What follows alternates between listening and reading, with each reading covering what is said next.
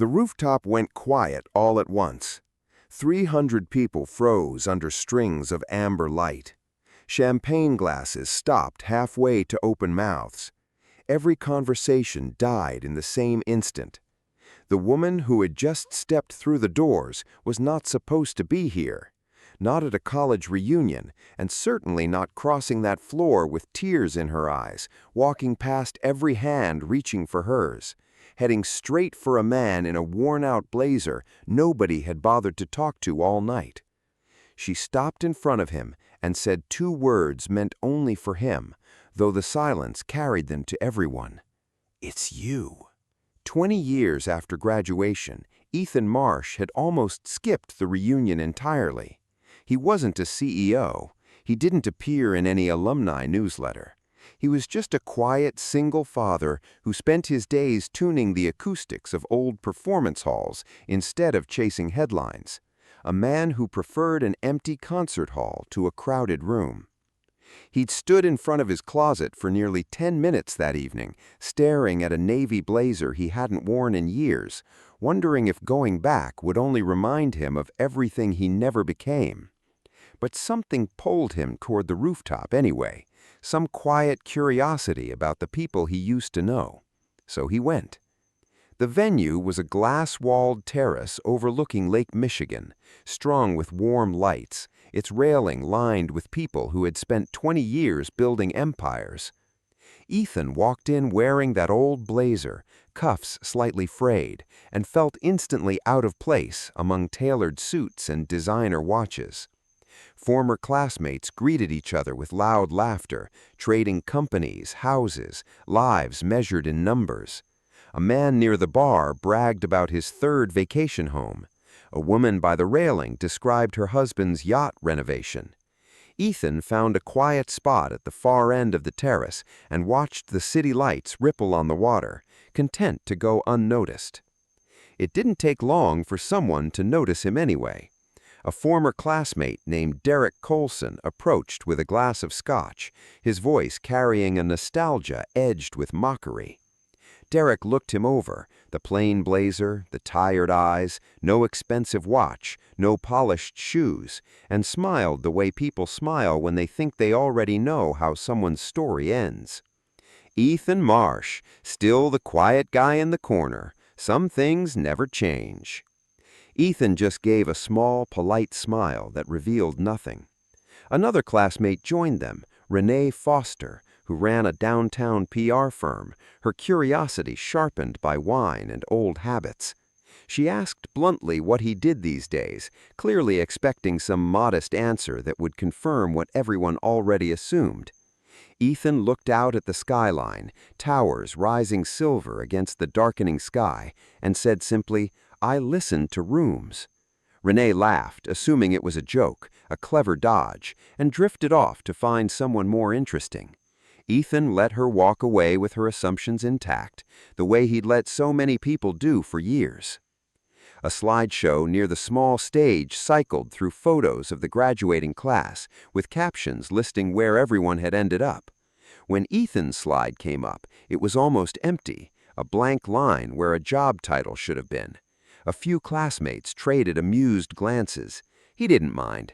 He clapped along as slide after slide praised executives, hospital directors, senior partners, genuinely happy for people whose paths had simply gone somewhere different than his.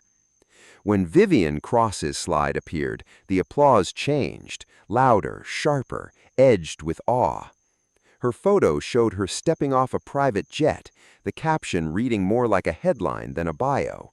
Someone near the bar murmured it was a shame she never came to these things. Someone else said they'd heard she was in Tokyo that week. Ethan glanced at her photo for a moment, then looked away. He remembered her only vaguely, a quiet girl who studied harder than anyone he knew. He hadn't thought about her in years. Someone eventually asked Ethan, half joking, whether he regretted turning down the corporate life so many of his classmates now enjoyed. He actually considered the question instead of brushing it off. He said regret was a strange thing to feel about a life spent doing work he loved, raising a son he was proud of, and sleeping soundly most nights knowing exactly who he was. The classmates seemed unsatisfied, no envy, no hidden bitterness to confirm what everyone wanted to believe about a man who hadn't chased their version of success. Ethan just shrugged and reached for his coat, his patience for performing disappointment running thin. What none of them knew, what none of them could have imagined standing on that rooftop with their champagne, was that Ethan Marsh had turned down more than a dozen offers from major cultural institutions over the years. He'd walked away from orchestras, arts foundations, city planning commissions, all wanting him to lead their most ambitious projects. Walked away from contracts that would have silenced every whispered judgment on that terrace for good. He never wanted the title, he wanted the work, the quiet satisfaction of walking into a hall he'd rebuilt and hearing every note land exactly where it should. Over 15 years, he'd shaped the acoustics of some of the most celebrated performance spaces in the country. He'd redesigned a crumbling 19th-century opera house in Philadelphia that had been slated for demolition, turning it into one of the most sought-after venues on the East Coast. He'd restored the sound of a coastal chapel in Maine that preservation experts had already given up on. People traveled long distances to hear music in rooms Ethan had touched, and not one of them knew his name. Every contract carried his small firm's name instead of his own, a choice he'd made early on after watching colleagues chase recognition at the expense of the work itself. He'd been offered major industry awards more than once and quietly turned down nearly all of them, writing polite letters explaining that the rooms deserved the credit, not the person who'd simply helped them breathe again. His former classmates, measuring success only in visible wealth and public titles, had no idea that the quiet man they'd spent the evening dismissing had shaped rooms they'd sat inside without ever knowing it. Ethan drifted toward the exit, half listening to old stories getting embellished with each retelling, half thinking about his son, who now lived across the country, building his own life. He thought about the years after his divorce, the quiet apartment, the slow work of rebuilding himself piece by piece, patient and unhurried, the same way he rebuilt a damaged hall's acoustics. He thought maybe this reunion had been a mistake, that he didn't belong among people who measured worth in square footage and stock options. He set his glass down, ready to slip out before the formal program started.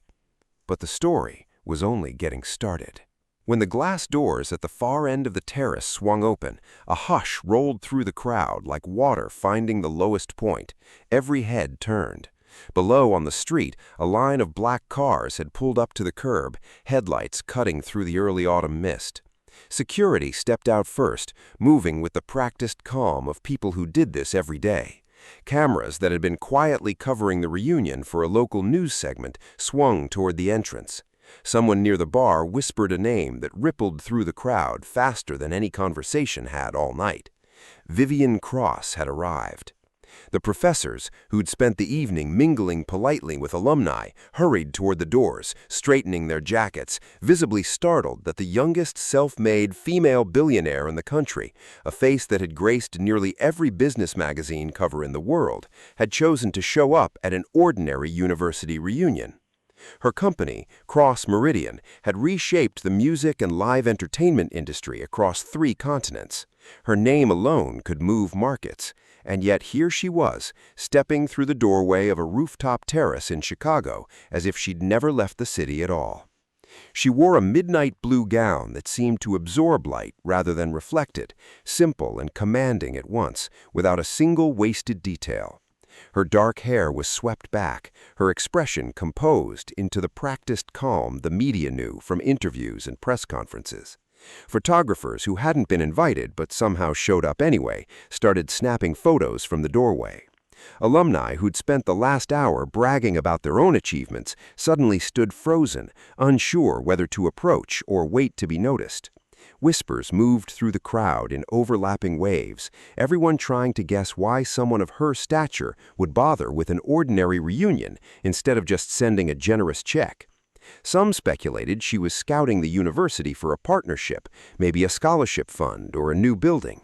Others assumed simple nostalgia, a rare private indulgence from a woman known for never letting sentiment slow her down. Derek Colson straightened his jacket and smoothed his hair, already rehearsing an opening line, certain a woman like Vivian Cross would naturally gravitate towards someone of his standing. Ethan, still near the far railing with his coat over one arm, watched the commotion from a distance. He'd been seconds from leaving. Now he paused, caught by the same quiet curiosity that had brought him to the terrace in the first place. He recognized the name instantly, the way anyone would recognize a name plastered across magazine covers and news tickers and the sides of concert halls nationwide. But the face he remembered from college didn't match the empire attached to it now. He remembered a girl who borrowed lecture notes and ate lunch alone near the music building.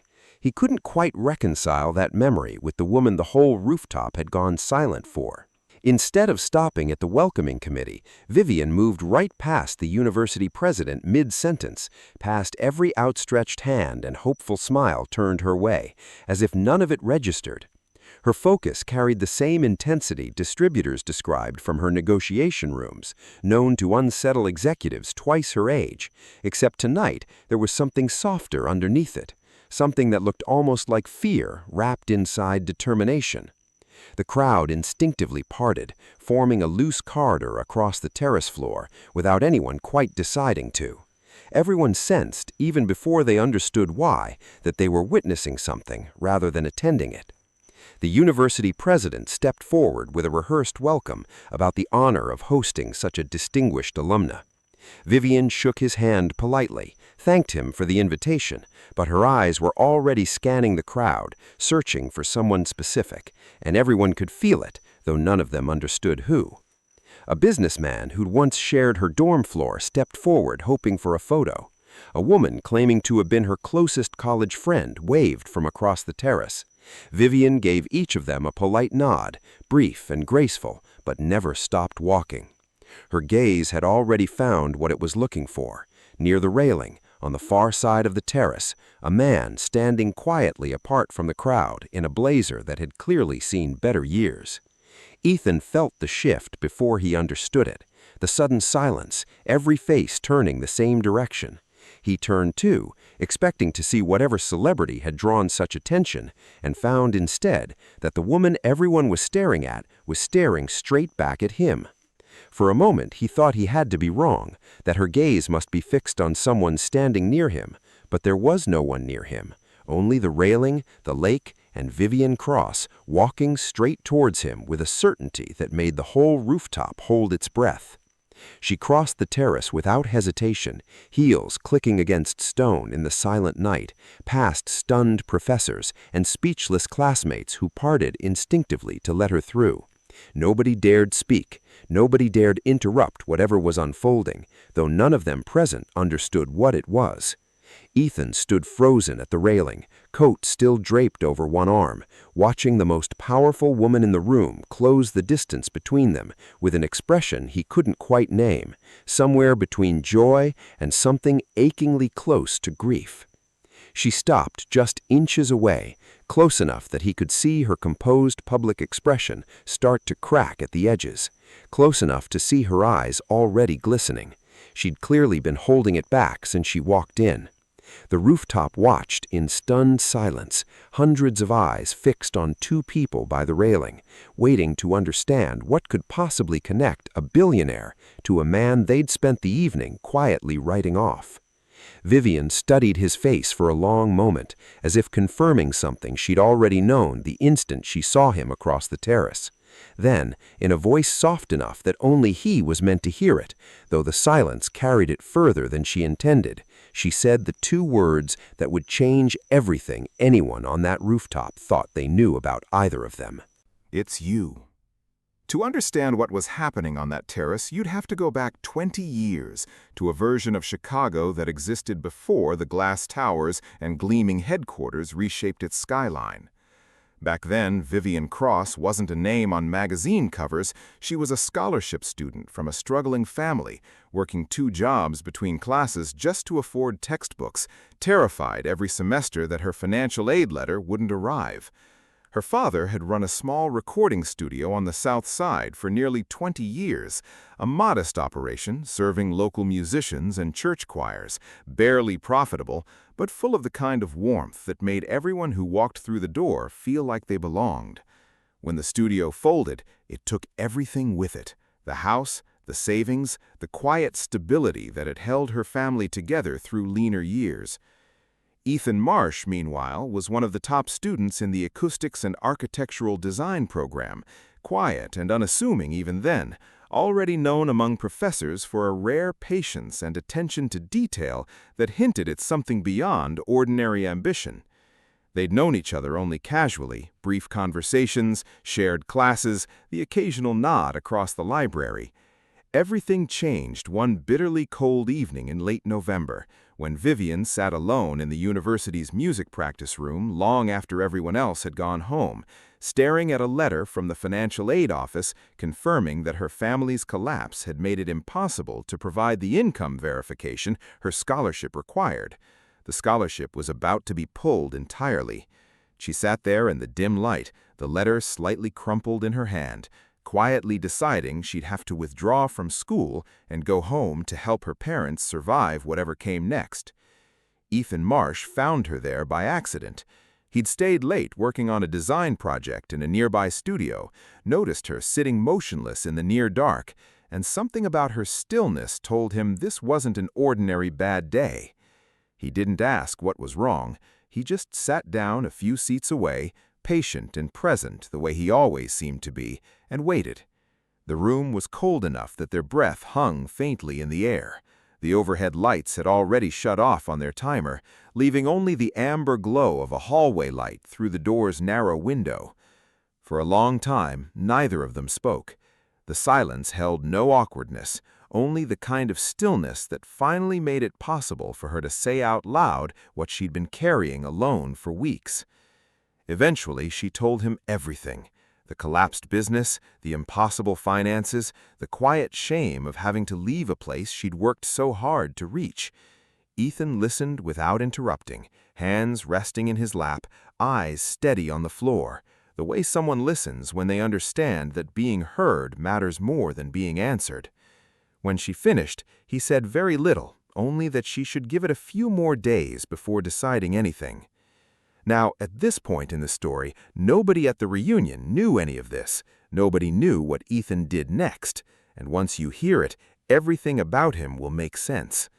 What Vivian didn't know, what she wouldn't learn for another 20 years, was that Ethan left that practice room and started making calls that same night. He owned one thing of real value at the time, a 1935 Martin D28 acoustic guitar that had belonged to his grandfather. It was the instrument that first taught him to listen to the resonance of wood, the way sound lives inside a shape. It was what led him to acoustic design in the first place. He'd spent years caring for it, keeping it humidified, keeping the frets dressed, treating it less like an object and more like a voice he'd been trusted to protect. He sold it within the week to a collector willing to pay well above market value. Quietly, without telling a single classmate, he took the money straight to a professor he trusted completely, a soft-spoken man named Walter Higgins, who taught music theory and had always shown particular kindness to struggling students.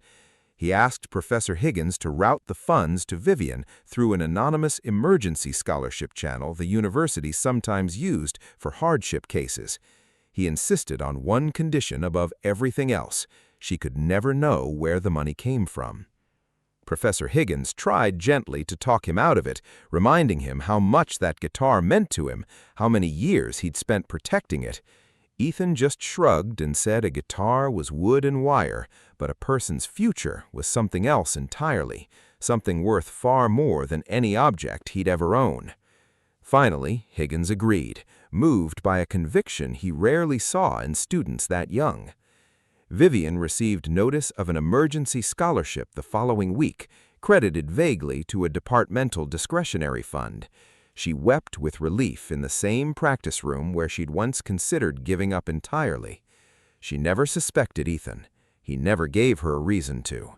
In the months that followed, they remained friendly acquaintances, occasionally studying in the same library corner, occasionally trading brief conversation, but Ethan never once hinted at what he'd done. He watched from a quiet distance as she pushed forward with renewed determination, graduating with honors 2 years later. Only weeks before graduation, Vivian nearly stumbled onto the truth entirely by accident. She'd stopped into a small vintage instrument shop near campus, a place she loved browsing on quiet afternoons, and the shop owner mentioned offhand how much shame it was that a pristine .35 Martin had passed through his hands recently, sold in a rush by a college student who needed fast money. Something tightened in Vivian's chest at the mention of it, a flicker of suspicion she couldn't quite explain, but she told herself it was coincidence, that plenty of students sold instruments for plenty of reasons that had nothing to do with her. She never mentioned the conversation to Ethan, and he never learned how close his secret had come to unraveling years before he was ready to let it go. After graduation, their paths split entirely. Vivian left for New York first, then London, working brutal hours at an entertainment management firm before striking out on her own with a small artist booking venture nobody expected to survive its first year. It not only survived, but grew, expanding across cities and continents until Cross Meridian became one of the most recognized names in music and live entertainment anywhere in the world. Through every milestone, every headline, every awards ceremony, one quiet thought stayed buried beneath her success, a persistent gratitude toward whoever had saved her all those years ago, an anonymous kindness she'd never been able to properly thank. Professor Walter Higgins carried the secret with a steadiness that never wavered, not even during the years Vivian's success grew large enough to attract national attention, not even when she privately inquired through university contacts, long after she had the resources and influence to press the matter, trying to uncover who'd been behind that emergency scholarship. The university records stayed sealed, protected by the same confidentiality Ethan had requested 20 years earlier. Higgins himself, true to his word, never told anyone, not even as Vivian's letters and calls grew more insistent over the years, not even when she once flew back to Chicago specifically to ask him in person. The older man simply smiled and said some gifts were meant to stay quiet. He kept a single photograph in his desk drawer for 20 years, a candid shot from graduation showing Ethan and Vivian standing several feet apart in the crowd, unaware of each other, each walking toward a future neither could have predicted. Everything changed 8 months before the reunion, when Professor Higgins passed away peacefully after a long illness, leaving behind a modest estate and a single sealed letter addressed to Vivian Cross. It arrived through the university's alumni office, forwarded with careful instructions that it be delivered only after his death.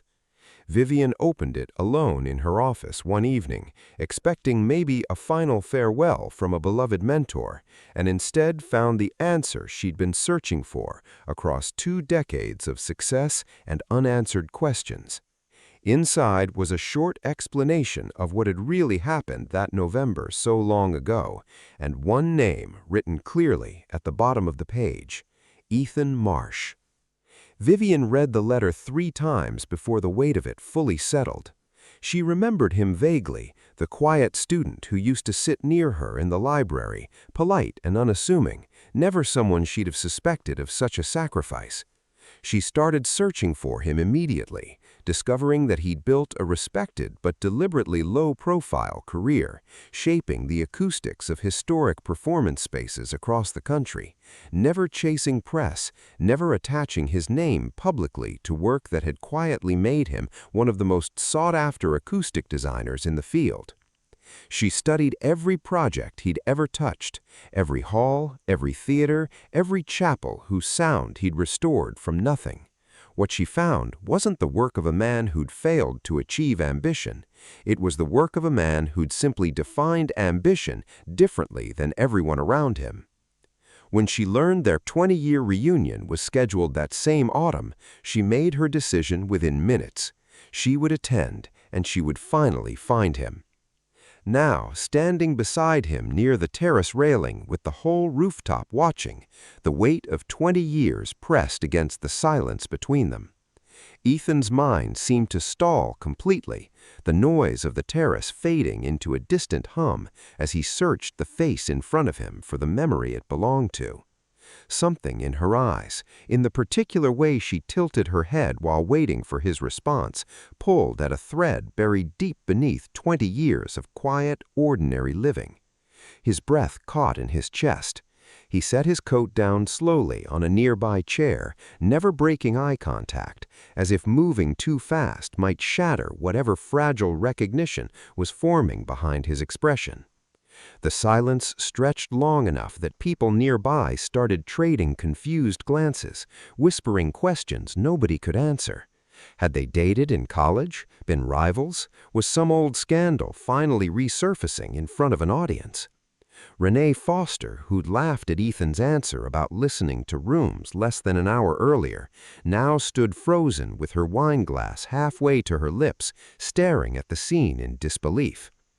Derek Colson, who'd mocked Ethan for standing in corners, found himself unable to look away either. Vivian finally allowed herself a small, trembling smile, carrying 20 years of unspoken gratitude behind it. She reached out and gently touched his forearm, as if needing physical proof that he was really standing there and not just a memory she'd constructed out of longing. She asked the question that had followed her for 20 years, her voice barely above a whisper, but carrying clearly through the hushed night. "Why didn't you ever tell me? Why did you let me search for so long without saying a word?" Ethan allowed himself a small, tired smile, the kind that suggested he'd rehearsed this answer many times in his mind without ever expecting to say it out loud. "If you knew it was me, you'd have spent the rest of your life feeling like you owed me something, and I never wanted you to build everything you built on a debt. I wanted you to know that everything you achieved belonged entirely to you, earned through your own effort, not handed to you as a favor you had to pay back." Vivian's composed expression broke completely. Tears slid freely down her face as 2 decades of unanswered gratitude finally found somewhere to land. She'd built an empire, negotiated with world leaders, closed deals worth more than most companies make in a decade, and still nothing had prepared her for the simple devastation of hearing that explanation spoken so plainly.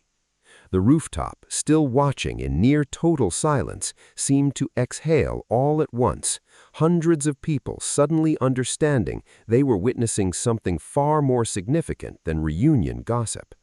Even Derek Colson, who'd mocked Ethan barely an hour ago, stood with his jaw slightly open, visibly reconsidering everything he thought he knew about the man in the worn blazer. What almost nobody on that terrace realized, not even most of Ethan's own former classmates who'd spent the evening quietly pitying him, was that the modest man by the railing was far more accomplished than any title on a business card could suggest. And what Vivian did next proved she understood that better than anyone.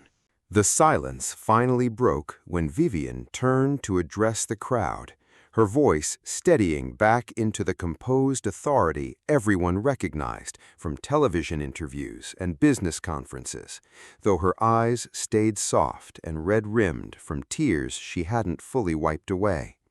She announced without hesitation or rehearsed polish that Cross Meridian was preparing to break ground on the largest development project in the company's history, a world-class performing arts center and cultural campus meant to bring a struggling downtown district back to life. A complex with concert halls, rehearsal spaces, community stages, and public gathering areas built to serve not just visiting audiences, but the families who'd lived in that neighborhood for generations. She paused, letting it settle over the stunned crowd, then turned back to Ethan with an expression that left no doubt what came next. She wanted him as the principal acoustic and spatial designer, Not a consultant, not one name among many on a large team, but the sole creative authority over how every performance space in the complex would sound, how every room would feel, how every corridor and lobby would carry the acoustic signature of a place built to last. Complete authority over a development that would ultimately be valued in the billions and reshape an entire section of the city for generations to come. The offer landed on the terrace like a physical shockwave. Hundreds of successful executives and professionals suddenly realizing that the man they'd spent the evening overlooking was being handed one of the most significant cultural commissions in the country, live in front of all of them. Ethan's expression shifted from surprise into something more complicated, gratitude tangled with quiet resistance. He shook his head slowly, telling her she didn't need to do this, that whatever debt she thought she owed had already been paid many times over by the life she'd built for herself. He explained he'd never wanted recognition for what he did all those years ago, and he certainly didn't want a project of that scale handed to him out of some misplaced sense of obligation. Vivian only smiled, a knowing, gentle smile that suggested she'd expected exactly this response and already prepared for it. She reached into a small clutch and pulled out a folded document, handing it to him without a word. Ethan opened it slowly, eyes scanning the page, his expression shifting into confusion as he read the project designation near the top. Beneath the formal heading of Cross Meridian's flagship development, in a section labeled Principal Design Authority, his own name was already listed: Ethan Marsh, Chief Acoustic Designer. The document was dated 3 months earlier, long before tonight's reunion had even been planned. He looked up at her, stunned into silence, waiting for an explanation. Vivian's voice softened further. She told him this was never meant as repayment for what he sacrificed 20 years ago. She'd learned his name from Professor Higgins' letter months earlier and had spent that time quietly researching his work, studying every space he'd ever shaped, examining every quiet, uncredited masterpiece scattered across the country. She told him plainly that she hadn't offered him the position out of gratitude or guilt. She'd offered it because no other designer in the country understood how to make a room hold sound and memory the way he did, and the project needed exactly that kind of vision. She wasn't repaying a debt, she told him gently, her voice carrying clearly across the silent terrace. She was simply returning him to a place that had always belonged to him. A recognition that should have arrived years earlier if he hadn't spent his entire career deliberately avoiding it. For the first time that evening, maybe for the longer than anyone on that terrace had witnessed, Ethan Marsh found himself completely without words, standing silently while 2 decades of quiet sacrifice and quieter accomplishment finally collided in front of everyone who'd once underestimated him. The months that followed unfolded with a quiet intensity neither of them had fully expected. Ethan threw himself into the design with the same patient devotion he brought to every project, walking the proposed site at dawn and dusk, studying how sound moved across empty lots, how wind cut through the gaps between buildings. He talked with longtime residents about what the neighborhood once meant to them before decades of neglect hollowed it out. Vivian flew back to Chicago regularly, reviewing his designs in meetings that grew longer and less formal with each visit. Through every obstacle the project hit, permitting delays, structural problems buried under decades of urban decay, zoning disputes that threatened to stall everything, Ethan stayed steady in a way that seemed to calm everyone around him, the same quiet patience that had once caught Vivian's attention in an empty practice room, now anchoring an entire team. when a group of residents organized a protest outside the site gates, worried the development would push out the families who'd weathered the neighborhood's decline for decades. Vivian's PR team urged her to send a spokesperson. Instead, she asked Ethan to walk out with her personally. Together, they spent nearly 2 hours in the cold, listening without interrupting, answering honestly. Ethan proposed a resident advisory council on the spot. By evening, several of the loudest voices had agreed to join. He insisted on preserving the original brick facade of an old neighborhood jazz club that once anchored the district's identity. Engineers said demolishing it would be far cheaper. He refused, spending extra months reinforcing the structure from the inside so its exterior could stay exactly as generations remembered it. A promise, he said, that the past wouldn't be erased just because it was inconvenient. Vivian backed the decision without hesitation, quietly redirecting funds to cover the cost. 1 year after that reunion night, the center opened. Critics called it the finest acoustic and cultural space completed in the country that decade. Longtime residents wept at the ceremony, describing how the design had restored not just buildings, but a sense of belonging they thought had disappeared for good. At a National Design Awards ceremony later that year, Ethan's name was called for the highest honor in the profession, one he'd quietly turned down multiple times before. This time, he glanced into the audience and found Vivian in the front row, watching him with the same soft, tearful pride she'd shown on that rooftop a year earlier. He accepted to a standing ovation. After the ceremony, they walked together through quiet autumn streets near the venue, the same crisp chill as the night of the reunion, exactly a year before. Vivian slipped her hand into the crook of her arm beneath trees just beginning to turn gold. She asked him quietly what might have happened if she'd never gotten that scholarship, if her family's collapse had forced her out entirely. Ethan considered the question, then answered with steady certainty. He told her that even if that had happened, he believed he still would have found her eventually. Some people, he said, simply belong in each other's story, no matter how many years or how many roads separate them. Vivian tightened her hand around his arm, no longer the composed billionaire the world recognized, just a woman who had finally found her way back to the person who once changed everything without ever asking for anything in return. They passed the old practice room building where their story had begun, its windows dark except for a single light on an upper floor. Vivian slowed without meaning to, looking up at the building where she'd once sat alone with a crumpled letter and no plan for what came next.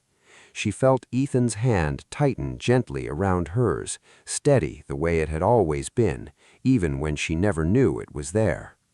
Neither of them said anything more. There was nothing left that needed saying. Only the quiet understanding that some rooms hold more than walls and silence, and some people simply know how to carry both without ever asking for credit. They walked on, past the golden trees and the fading city lights, unhurried, exactly the way Ethan had always shaped the things that were meant to last.